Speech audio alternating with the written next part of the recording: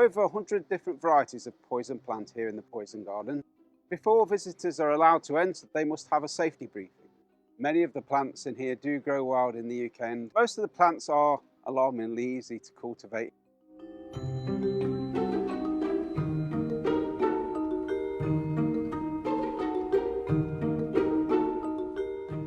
The most deadly plants at Alnwick will be things like monk's hood or wolf's bane, both types of aconitum. Probably the most poisonous plant we actually have here is ricin, better known as the castor bean or castor oil plant. The Guinness Book of World Records considers that to be the world's most poisonous plant. Really surprising on how many flowers that are just normally in anybody's garden and never knew that they could have the reaction that they could give you.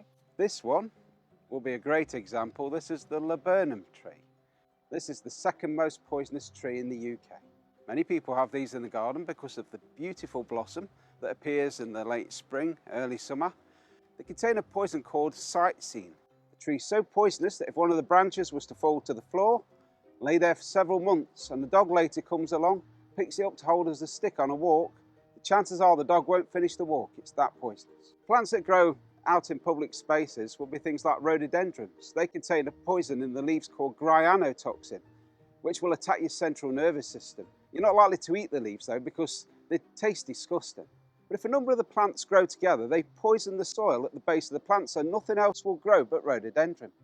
This is how they can spread so easily and cover vast areas. If bees make honey exclusively from the flowers of rhododendron, the honey becomes unusual in its appearance. It's got a red tinge to it. Small doses can give you hallucinogenic effects. Larger doses will be fatal. This is the one plant in here that you don't need to eat, touch or smell, but it still has the potential to kill you. The whole of the bush is poisonous, but in those leaves there are two chemical compounds that by themselves are harmless, but when you mix them together they produce cyanide gas. It's the plant's natural defense against browsing animals. The chewing motion of course releases the gas, so when you cut this with hedge cutters, that also releases the gas. Normally you're in this outside, well-ventilated space, and on a windy day it's probably not going to be an issue until you put the cuttings into the boot of your car to take to the tip. You're now in a confined space, poor ventilation and cyanide gas. Hellebores. Hellebores are very common in many people's gardens, and arguably the most famous would be the Christmas rose. In the root there's a cardiotoxin called helleborine, which will slow down and stop your heart.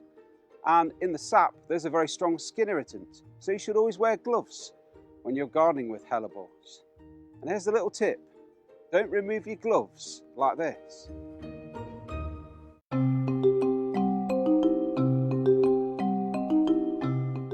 We have to take a lot of precautions when we're working with the plants in the poison gardens. Some of the beds you don't have to take any precautions at all, whereas you'll get to like the giant hogweed bed and then you have a full hazmat suit on, face mask, gloves. I don't think it concerns me because I feel like we're in their spaces. A lot of these plants I think might have been there before we came along, so it's up to us to learn and educate ourselves about all of their uses, because a lot of the plants in here are used for good, they're not all bad. A number of plants that bring cures for diseases, such as the yew tree, which is the most poisonous tree in the UK, produces a poison called taxine, which is capable of killing you in about 20 minutes, but also produces a medicine called Taxol, which is used for the treatment of breast cancer. Meadowsweet and the willow tree are containing a substance called salicylic acid. It's nature's version of aspirin. Small doses are beneficial for pain relief. Larger doses will thin your blood and cause you to bleed internally. Vinca major, also known as periwinkle. It produces beautiful blue flowers that appear in the wedding poem. Something old, something new, something borrowed, something blue. They used to make a garter from the flowers and present it to a bride on her wedding day. Back then they thought it would enhance the bride's fertility. In reality, if you eat this, it will dramatically lower your blood pressure, cause heart arrhythmia and stop the production of white blood cells. So it will kill you. But on the other hand, if you suffer from leukemia, it can produce one of 4 medicines which may save your life: vinblastine, vincristin, vinorelbine and vindesin, all come from periwinkle.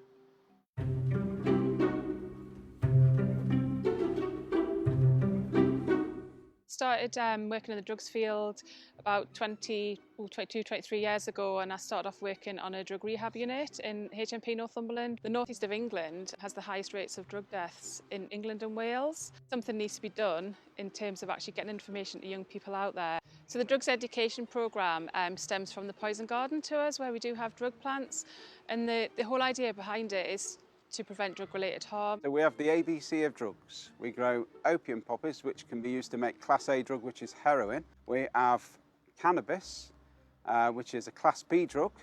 And we also have Caftor Adulis, commonly known as CAT, which is Class C. We do have to be really, really strict with the cannabis and the Caftor Adulis as well.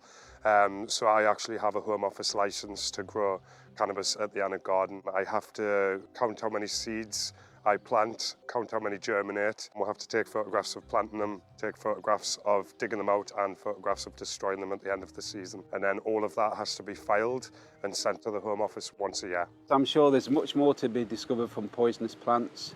Who knows, it may find the next miracle cure for whichever disease appears on the horizon next.